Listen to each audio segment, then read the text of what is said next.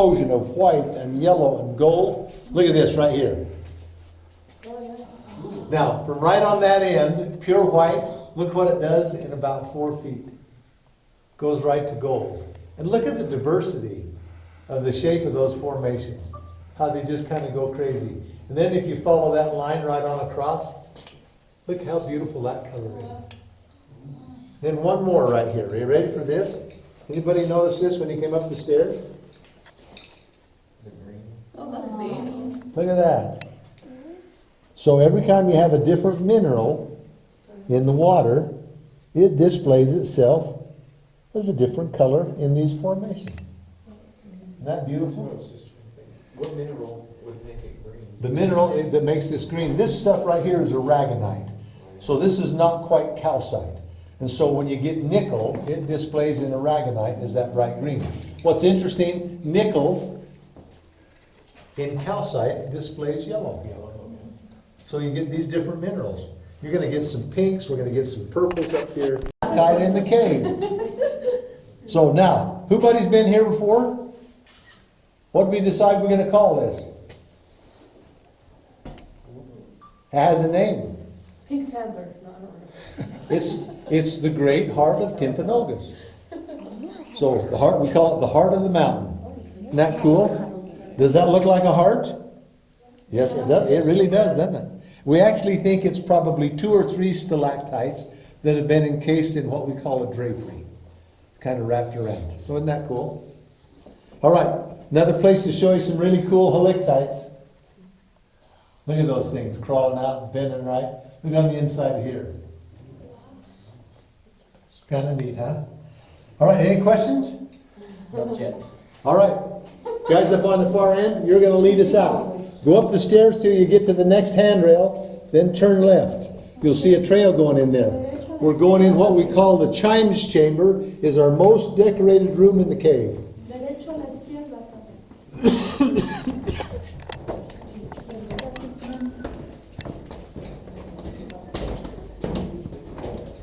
that a beautiful color? It is. I hope you can see the green in here. I do too.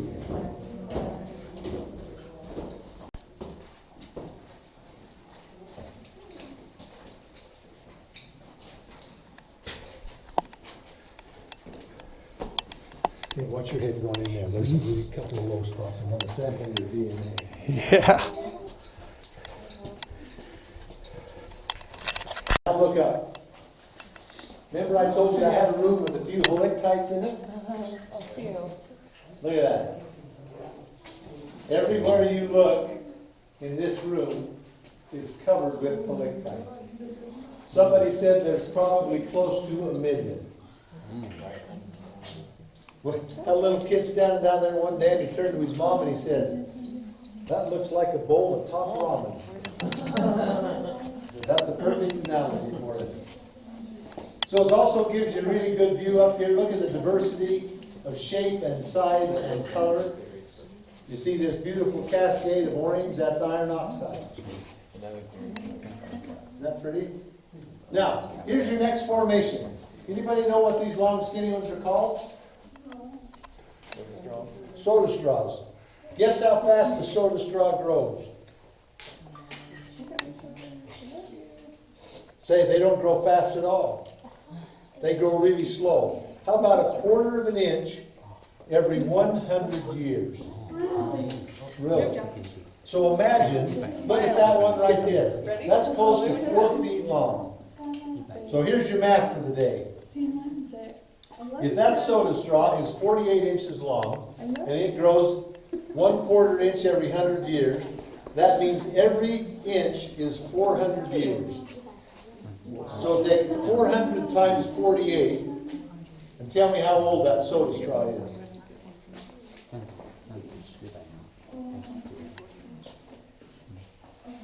How about 19,200 years? So are they irreplaceable? Absolutely. No way. If you brought, we get a stain of that iron oxide going down through there, that orange, then we call this cave bacon. So kind of cool, look at that. Water comes down the outside edge, gets right to that point. Now watch this drip. Ready? Get on your mark. So one of these days, that's gonna form up as a column. But that's a long ways away, so let's talk about that gorgeous thing right down there. It's only about a foot apart, maybe a little more. Anybody want to venture a guess on how long that's gonna be before that forms up as a column? Hundreds of years. Yeah, hundreds of years. Let me just tell you this. This is my 9th season doing tours in the cave. In these 9 seasons, guess how many drops of water I've seen fall off of that stalactite?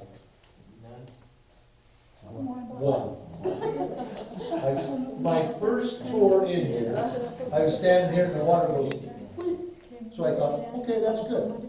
I've not seen another drop fall off of that in 9 seasons. So is that growing fast? No, it's not. Was that during high water time or high flow time? Not particularly. That's what's interesting about it. We don't get big changes in this area because we're so deep right here. But there are places that literally are so interesting that one place down there at the Chimes, back in the big room, when I showed you the coral gardens down there, Yeah. that's completely dry. So that's quit dripping at all. And then we're going up here, not this next room, but the next one after that. That sucker's wet all the time. It's got water running down it continuously, even in dry years. So it just depends on where you are on the mountain, and where underneath a particular spot, or if there's an aquifer coming down to feed this. So it's kind of interesting. So good question. Okay, any other questions? All right, come on up the stairs. We're going up to what we call the imagination room. So get your imaginations going. Imagination.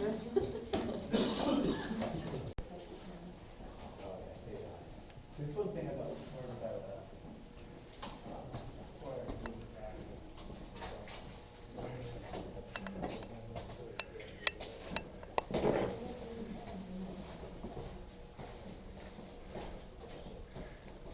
That's what they called the strips of bacon.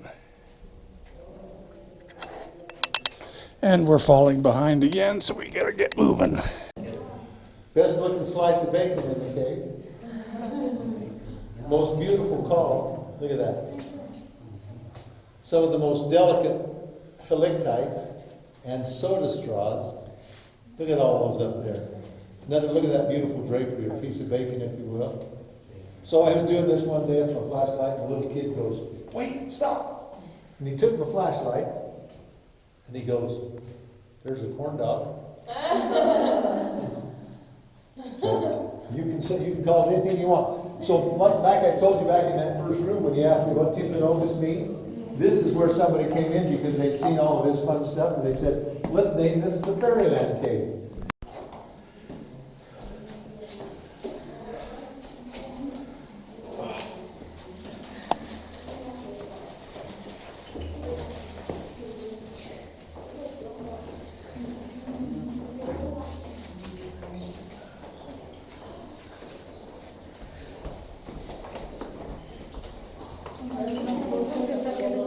Yeah, we're going to talk about those two right there. You see them fast and good. Yeah. It's cool. That gives about 16